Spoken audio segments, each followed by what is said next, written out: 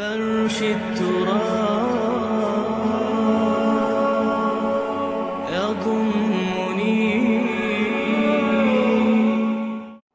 بانی محترم، سوال میرا یہ ہے کہ صدقہ جاریہ کی مختصر سی وضاحت اور اس کے علاوہ بلڈ ڈونیشن جو کوئی بھی اپنی زندگی میں کیا گیا ہو. جی بلڈ ڈونیشن، خون کا عطیہ.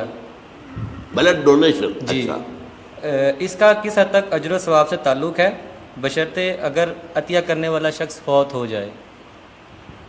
میں یہ اگلا حصہ نہیں سمجھا. اگلا اس سے مراد یہ ہے کہ اگر کوئی شخص فوت ہو جاتا ہے، اس نے اپنی زندگی میں 2 4 5 لوگوں کو بلڈ ڈونیشن دیا ہوا ہے، اس کا کس حد تک اجر و ثواب ہے، اور صدقہ جاریہ سے متعلق کچھ تھوڑی سی وضاحت. دیکھیے، صدقہ جاریہ تو اس کو کہتے ہیں کہ کوئی ایسا کام کہ جس کا ثواب کسی انسان کے فوت ہونے کے بعد بھی مسلسل ملتا رہے اس کو. ورنہ اصل قاعدہ تو یہ ہے کہ موت آ گئی تو اب آپ کا جو ہے وہ جو امتحان کا وقت تھا اور جو کچھ کمائی کرنے کا وقت تھا وہ تو ختم ہو گیا. جیسے امتحان میں کہتے ہیں کہ بس سٹاپ رائٹنگ، اب وہ آپ کی رائٹنگ تو ختم ہو گئی. البتہ بعض اعمال ایسے ہیں کہ جن کے اثرات بعد میں بھی پھیلتے رہتے ہیں، اچھے اثرات، تو اس کے جو ہے اللہ تعالیٰ کی طرف سے اس کا ثواب بھی اس شخص کے مرنے کے بعد بھی اس کے حساب میں درج ہوتا رہتا ہے. بہترین صدقہ جاریہ نیک اولاد ہے. اگر آپ نے اپنی اولاد کی پرورش صحیح کی ہے، انہیں مسلم اور مومن بنا کر اٹھایا ہے، وہ اللہ کے فرما بردار متقی بندے ہیں، تو یہ جو ان کا وجود ہے، ان سے جو بھی نیکی پھیلے گی، ان سے جو آگے تقویٰ پھیلے گا، ان سے جتنا بھی بھلائی کا آگے فروغ ہوگا، اس کا ثواب آپ کو ملتا رہے گا.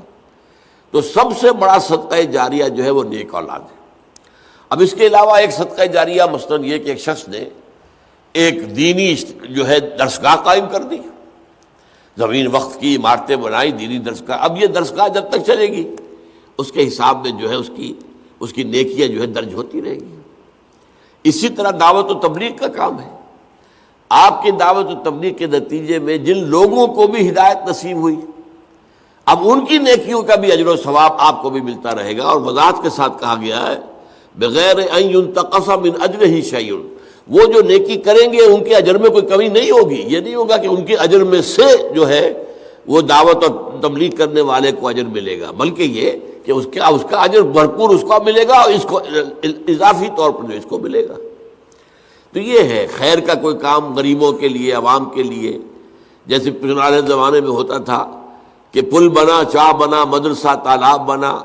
اب اس زمانے میں واٹر سپلائی تو نہیں ہوتی تھی، کہیں کنواں کھود دینا، کہیں راستے پر سبیل ایسی لگا دینا کہ پانی وہاں سے ٹھنڈا جو ہے مسافروں کو ملتی. یہ سارے کام جو ہے یہ صدقہ جاریہ ہے.